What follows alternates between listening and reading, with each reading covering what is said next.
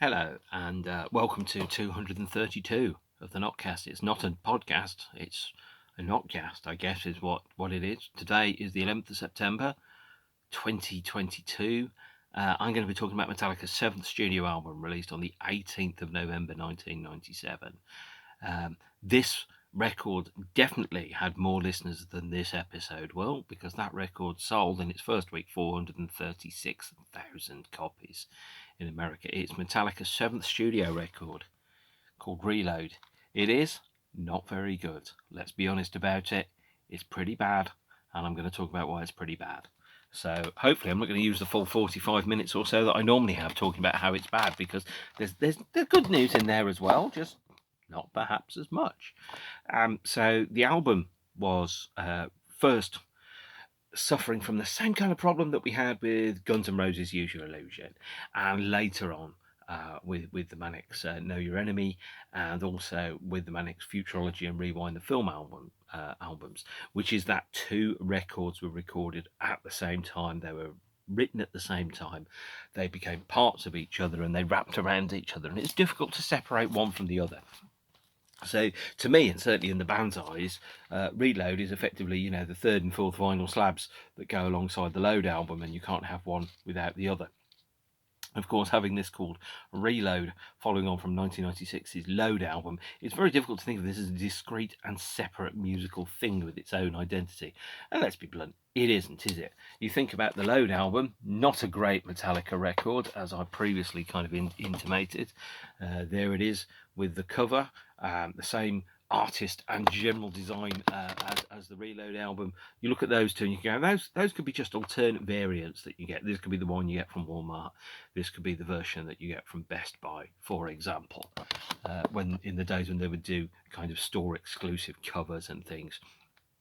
And the two albums are so indistinguishable from each other. I can't really remember what song is on which is a terrible state of affairs to be in. Obviously, the band themselves have opinions about it. I think in 1997, James Hetfield said that Reload was basically made out of all the crappy riffs that they hadn't had time to put onto the Load album. And a huge chunk of the recording for Reload occurred at the same time as Load, and then they went back into the studio between, I think, July October 1997 and finished off the Reload album. So taking the songs that they'd written and recorded, finalising them, putting extra guitars and bass and drums and vocals and overdubs and lyrics and things on.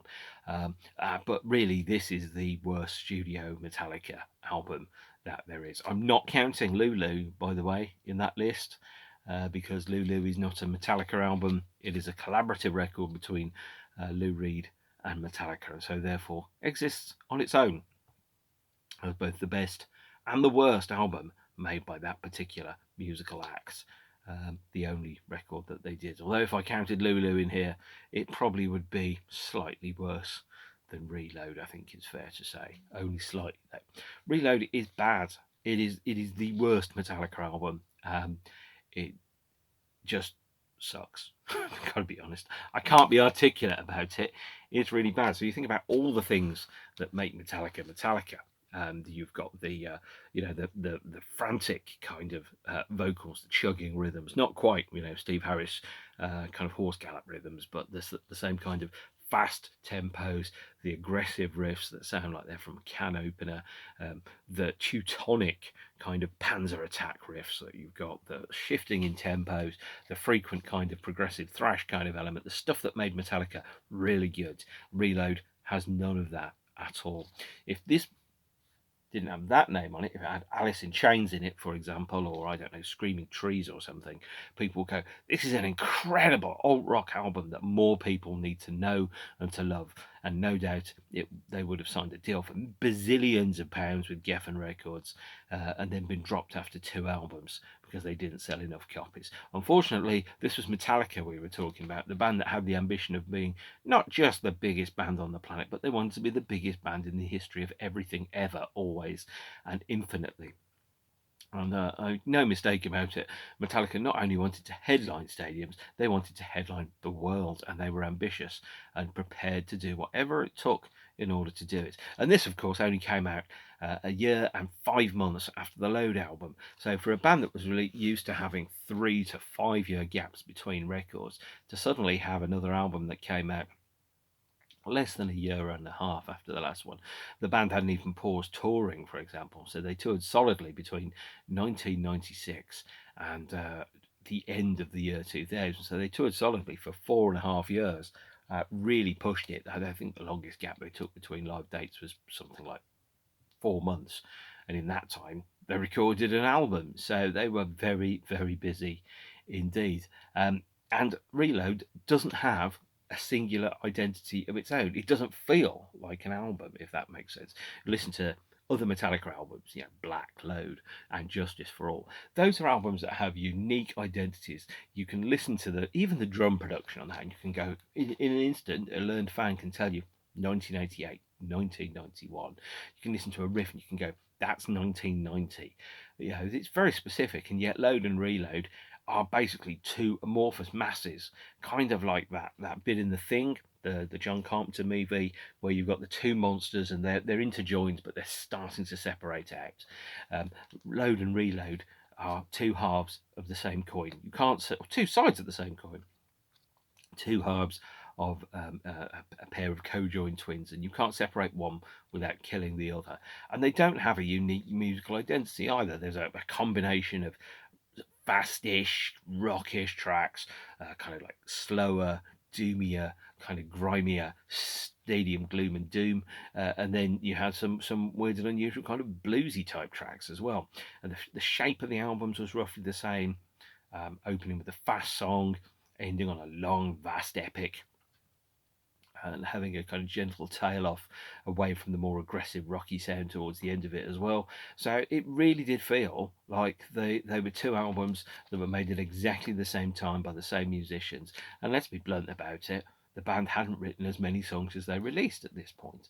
I think between Reload, which I think has 13 songs on it, and Load, which has I think 14 songs on it or something. You've got 27 new Metallica tracks released in 18 months. And each one of those feels like if you pared down the very best of Load and Reload, you get one pretty good album that's almost as good as the Black Album, but clearly wouldn't sell as many. With Load and Reload, you effectively turn that into, sorry, very, very long week.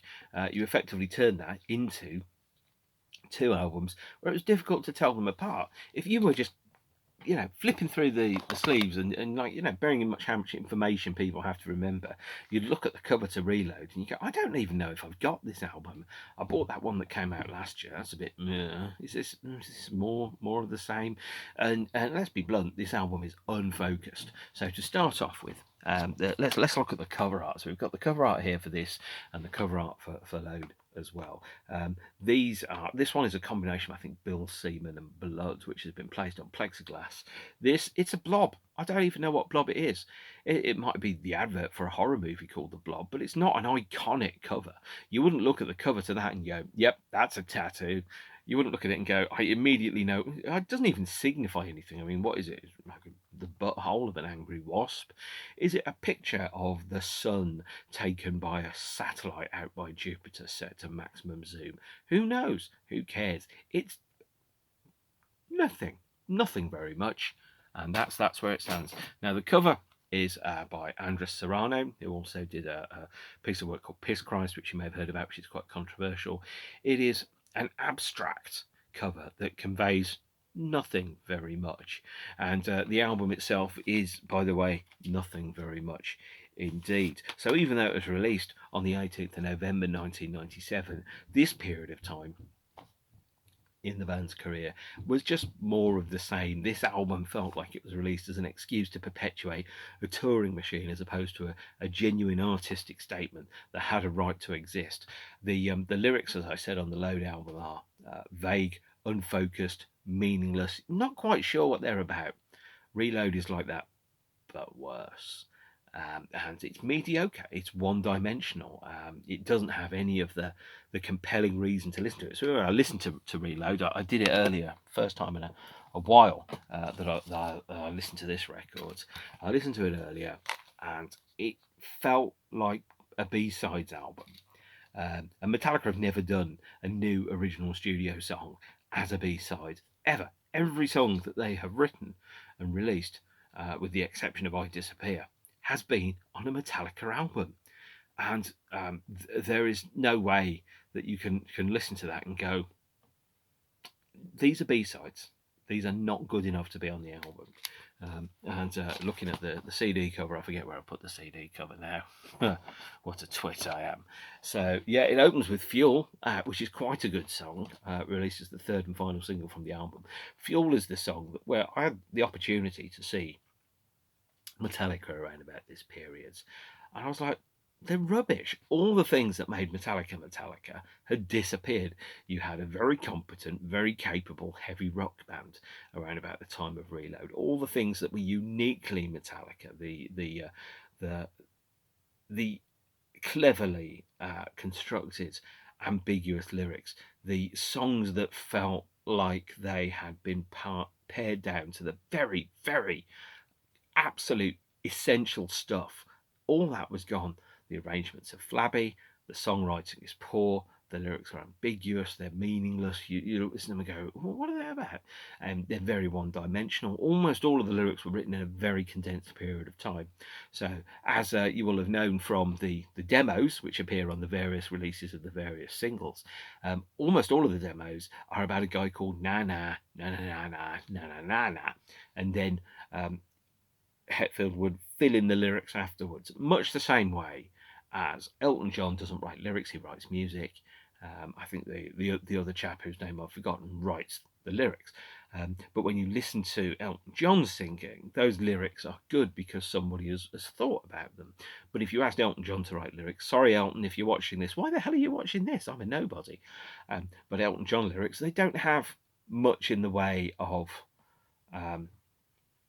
they're written by somebody else because he is probably not very good at writing lyrics. There's a fantastic video on YouTube of Elton John writing the instructions to Richard E. Grant's oven manual, by the way, or microwave. And you kind of go, well, sometimes all you need are words. But for this album, the words don't make any sense. Hetfield had clearly been going through a number of events, the death of his mother, which clearly influenced Mama Said and a number of other songs, but also things like psychology and therapy and concepts around actualization and Maslow's hierarchy of needs and all that type of stuff. But at the same point, if you're asked at very short notice to write 27 lyrics, the things which are on your mind don't change substantially from month to month unless a major life event happens.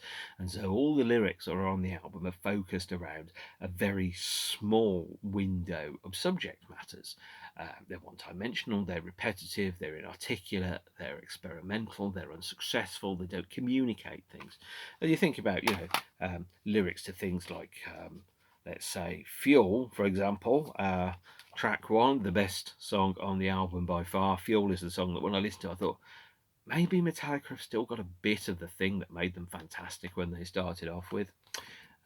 But the Fuel lyric is, give me fuel, give me fire, give me that which I desire, turn me on, I see red, adrenaline, car crash and crack my head, nitro junkie, paint me dead, white knuckle, tight, quench my thirst with gasoline. I don't know what that means, and I don't think they know what it means. It's something about adrenaline and driving a car pretty fast and all that, but all of that is encompassed in two lines in Pet Shop Boys' I Want to Love Her Tonight, which is driving through the night, it's so exciting. And yet Metallica take 4.5 minutes to say that, and they don't say very much when they do it. We have the first single that was from the album, which is called The Memory Remains, which is the first single. This is the only format of The Memory Remains I have, by the way. This is the Japanese CD single. There was a 7-inch, there were 2 CDs, and there was a European CD single.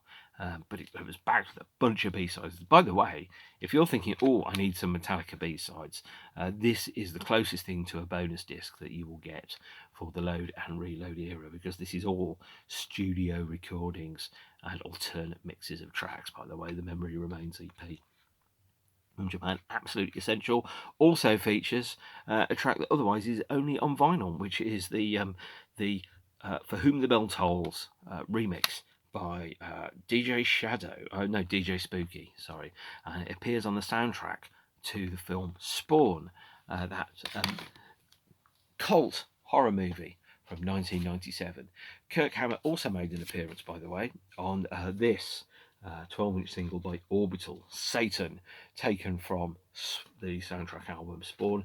This features Kirk Hammett playing widdly woo heavy metal guitar with Orbital. The first time where I think Hetfield and Ulrich released their deadly grip over the band and allowed them to do a little bit of extracurricular activity.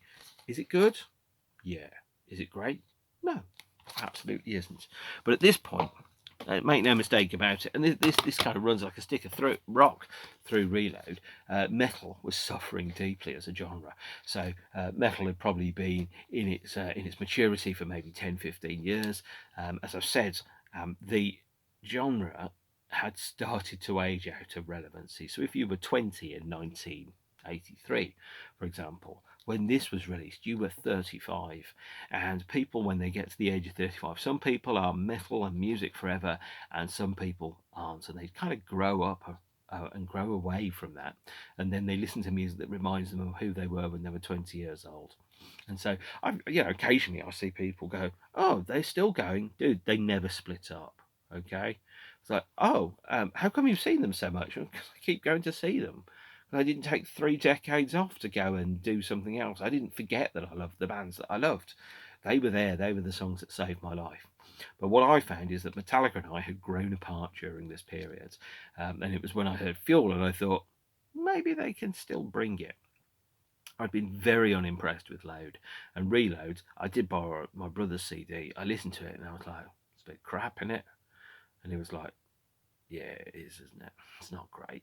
So even though, if you'd have said to 1988 to me, you can see Metallica at the Birmingham NEC, 1988 me would have been, oh my God, I need to go. 1997 me would have been like, they're a bit shit, aren't they? They've become very stadium rock. They've clearly taken the influence of bands like Alice in Chains and other acts from a similar period, and they've taken on board the things that had happened as a result of Nirvana, and they've changed. And what we had was a band that, the things that Metallica could do, that only Metallica could do, were things that they had jettisoned completely and thrown in the bin for Reload. Hello, Cat, come in if you want. So Price will be coming in and saying hello in a minute, by the way. In fact, I might go and pick him up. Oh, I haven't pressed pause. Okay, hang on. Right, he's in the room now, so we're going to carry on chatting. And so all the things that Metallica could do were things that they appeared to jettison. A Reload is an album that could have been made by any number of bands in 1996. Record labels were throwing enormous amounts of money at bands that even vaguely looked like they'd seen a black t-shirt once, and they were being given complete artistic control to come out with some very strange and unusual LPs. And Metallica's Reload is just another one of them. It was an identikit album. It didn't stand out at all amongst the billions of other records that had been made by generic 4 or 5 piece rock bands with double-barreled names and multiple syllables and black covers that wore black t-shirts and generally looked like they'd never smiled in their lives. Reload is a piss-poor LP. And I said before, the lyrics are one-dimensional, they're repetitive, they're inarticulate, the songs are not closely or tightly written, the arrangements are flabby, there's lots of wasted space all over these songs, and it's a bad album, full stop. Metal was on the ropes. As you know, Rob Halford had left Judas Priest, Bruce Dickinson had deserted the sinking ship that was Iron Maiden. All the arena-level bands, apart from Metallica, were in theatres or clubs. So all the bands that I'd grown up and were like, they're bigger than God, Megadeth, Slayer, Anthrax, Judas Priest, Iron Maiden, all of those bands, they were struggling, and they were not selling out the Wolverhampton Civic Hall, and they probably had replacement members, and they were doggedly carrying on because they couldn't find reverse. Metallica were doing the same thing. Metal as a genre was on the ropes, and it took a while for it to come back. Fans had deserted it. A lot of people that had come to the genre when they were 17, 18, myself included, were listening to this new stuff and going, it doesn't work for me, or perhaps they'd gone off to be interested in home improvements and sport and movies and things like that. And I don't know all that. Certainly my life had changed dramatically in the 10 years between And Justice for All and Reload. So in the time, I'd gone from being a spotty, gawky 14-year-old with long hair, white trainers and drainpipe jeans, to a spotty, gawky 24-year-old with short hair and a day job and a career and renting privately and a girlfriend. Couldn't believe that had happened to me, considering who I was when I was 1987. All that stuff had happened, and part of me was kind of thinking maybe I've grown out of it. Now, I know about 7 minutes ago I was like, people, you never grow out of bands. The reason I stopped listening to Metallica was because Load and Reload were bloody awful. They have not aged any better. They haven't got any better over the years. I know that because I've listened to Reload in the past year. I'm one of the very, very few humans who has done this willingly and not under threat of violence. And it is not good. And the genre really, really showed it. Obviously, it opens with Fuel, as I've mentioned before, the third single, and the first track from it was, of course, The Memory Remains. And The Memory Remains is, again, lyrically, I can't remember much about fame, I think, and about trying to keep in touch with who you were and where you came from and what made you whoever you were and all that type of stuff. But The Memory Remains was written in the middle of the Load sessions. So the band demoed something like 28 songs in one go, with all the lyrics being about Mr. Na Na Na. And of course, there were, as I mentioned before, 2 CD singles, a 7-inch, and it was released in the 11th of November 1997. This is the Japanese EP version, by the way, of The Memory Remains, and it contains all the B-sides, and obviously, as a Japanese version, slightly expanded packaging, because the economy in Japan means that they need to charge more for the releases, so they come with extra tracks and fancier packaging and all that type of stuff to make it more attractive. So if you bought the import version, you were somehow getting a lesser product. So The Memory Remains here.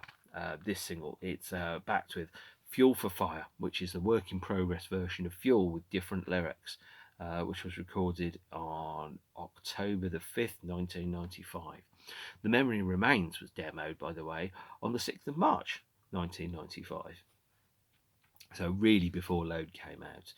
There's a tepid mix of King Nothing, so again reaching back to the Load era, with a remix by KMFDM. The DJ Spooky mix of For Whom the Bell Tolls, the demo of Memory Remains, and the Outlaw Torn from Load. So as a band, we're kind of like trying to set themselves as a new record. 2 of the songs on this were on a previous album, the immediately previous album. And the Outlaw Torn, by the way, was the longer version that didn't fit on here, because this is 78 minutes 59 seconds long, and so they had to take the last minute off it because it wouldn't play in car CD players.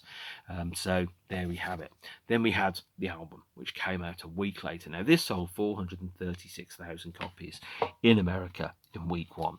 The total sales in America are now about 4 million for this album, which is pretty staggering. Worldwide sales are about 6 or 7 million, which is substantially lower than Load, by the way. So Load sold 680,000 copies in its first week in America. This sold 436,000 copies, so it sold 2/3 of Load in its first week, and Load sold 5 million in the US, so it sold 1 million more copies than Reload, and Reload sold 4 million copies. So the band were on a commercial slide there.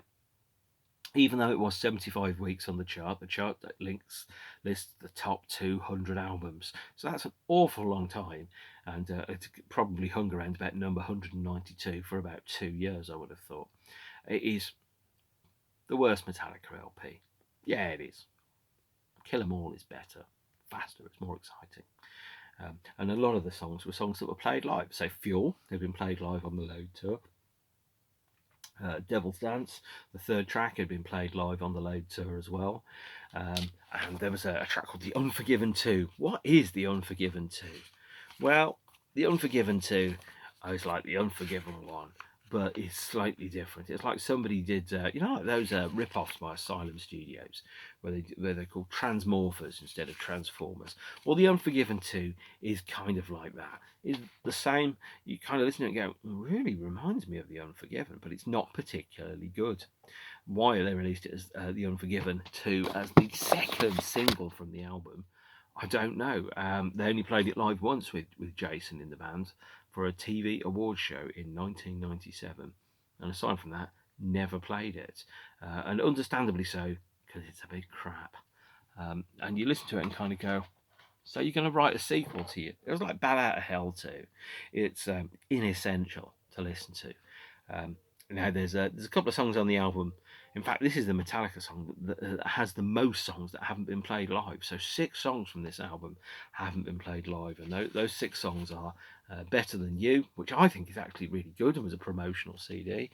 There's a Slither, which is here as well. Then we got Carpe Diem Baby was played live, but it wasn't played live until I think 2013. So clearly when the band had been touring for donkey's years, and it had been 6 or 7 years since the last album, and they hadn't changed the set list, they kind of go, what should we play live? Let's play a song from a 15, 16-year-old album that most people think is pretty crap. And so, for example, the sample lyric that they have for Carpe Diem Baby on the CD booklet is "Hit dirt, shake trees, split sky." What's that? Part C: strip, smile, lose cool, bleed the day, break the rule. Fine, I guess. And you're trying to go, what are you communicating? What are you saying? What's your great artistic statement? And the great artistic statement is we need to finish off the remaining 13 songs and put out an album so that we can sell a few million copies before we go back out on tour, I think. Reload is an album where people say nothing very, very loudly for a very long period of time. There's Bad Seed, which they haven't played live. There's Where the Wild Things Are. They haven't played that live. There's Prince Charming, which they haven't played live. That's okay. It's got a good riff, actually. I think Prince Charming could have opened the album. We've got Low Man's Lyric, which is quite good. And it does feature a hurdy-gurdy. And it features, I think, Jim Martin from Faith No More on it. Attitude, they haven't played that live. And then finally, although it did take them until 2021 to play it live, Fixer is the last song on the album, and that's a banger.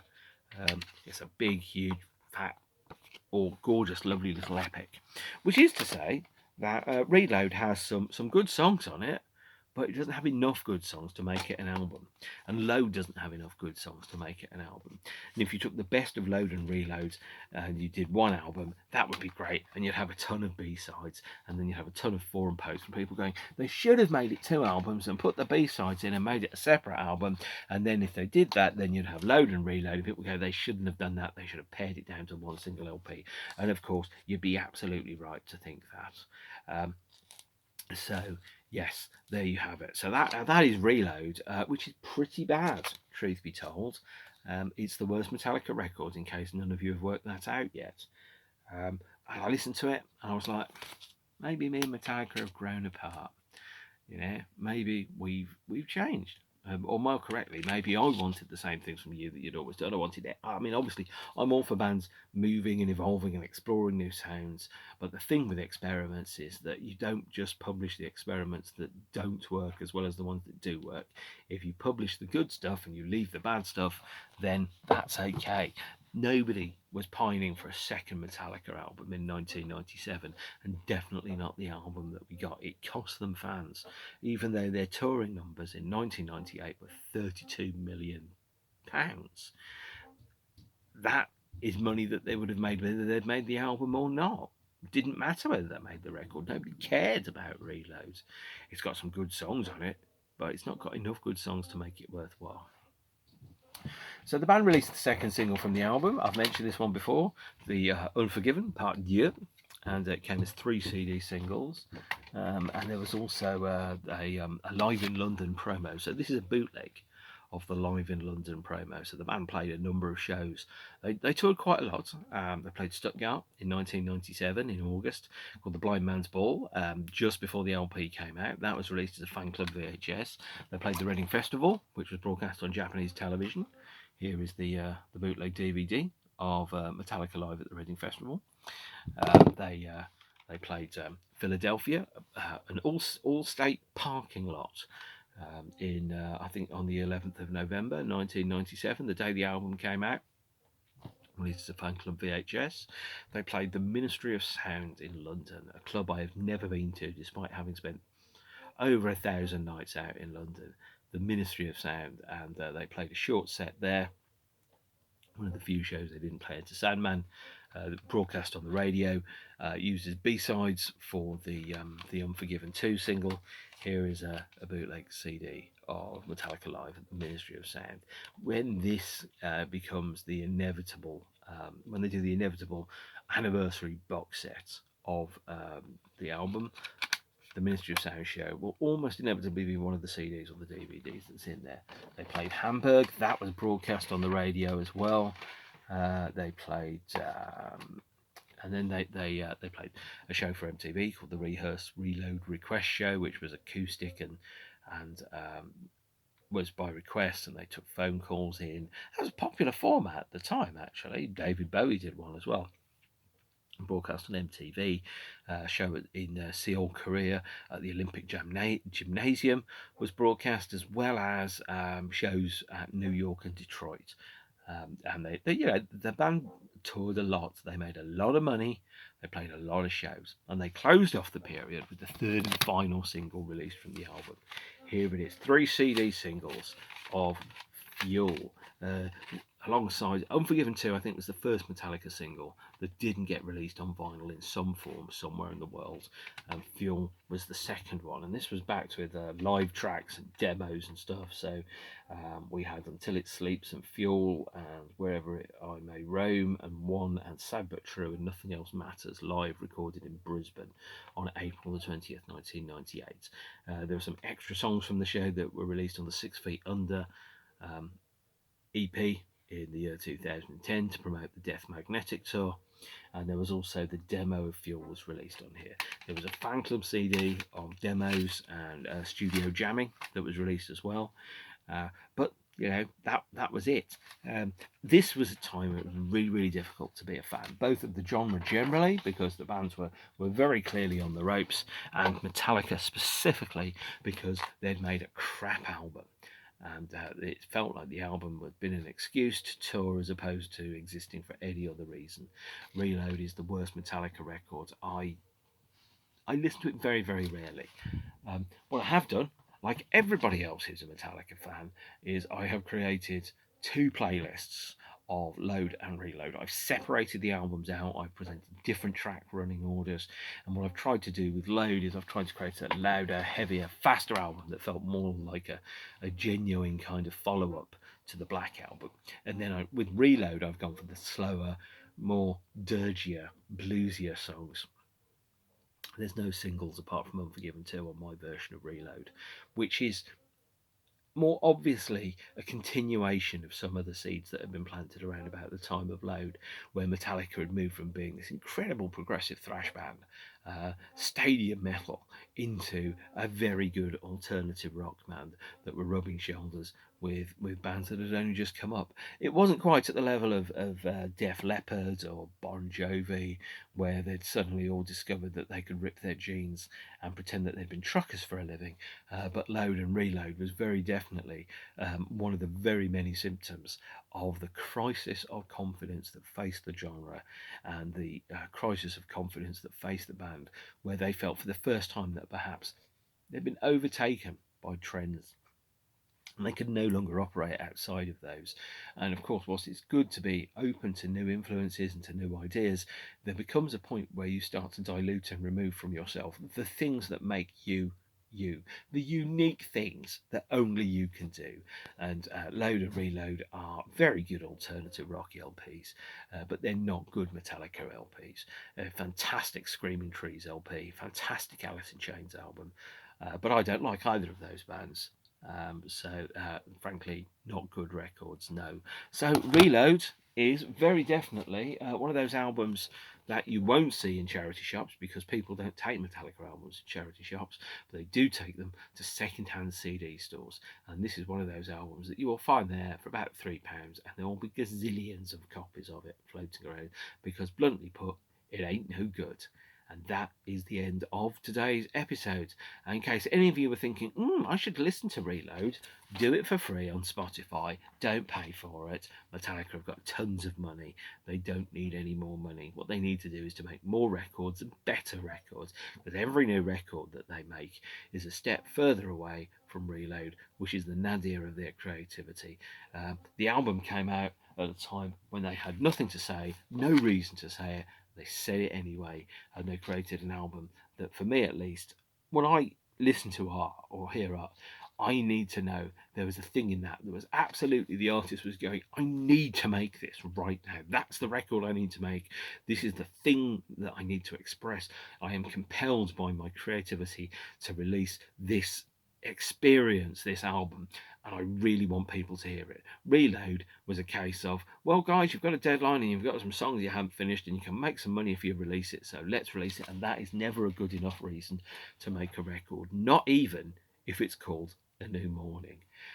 So I've been unnecessarily harsh on this album, but to be fair, they released an album they didn't necessarily have to release, and it was a harsh album to listen to me to listen to and go, I really hope Metallica go back to making the fantastic music that they did 10 years ago, and then they release that pile of shite. It's really bad. So I'm going to post links in the comments down there to the shows which have been on television and fan club VHSs, and my alternate track listings for the albums. But I'm not expecting you, especially if you don't like Metallica, to listen to them. And if you don't like Metallica and you've made it to this point in the video, I applaud your commitment to watching these, but you genuinely don't have to do it. I have a very broad music taste. Depending on who you talk to, I like some right shite, and I know that, and that's okay. It would be boring if we all liked the same stuff. And some of the stuff which everybody likes apart from me, I listen to and I go, I just don't get it. I don't understand how people like it. But then if I did, I'd like it. And that's the rub. Okay, so I'm not going to do another one in a great hurry of these. Almost definitely not this week, because I've got 3 gigs this week I'm going to. I'll tell you about those later. And I've got a Manic's reissue to listen to. So please subscribe if you haven't already done so. Look after yourselves and each other. Stay beautiful, and see you all again soon. Bye.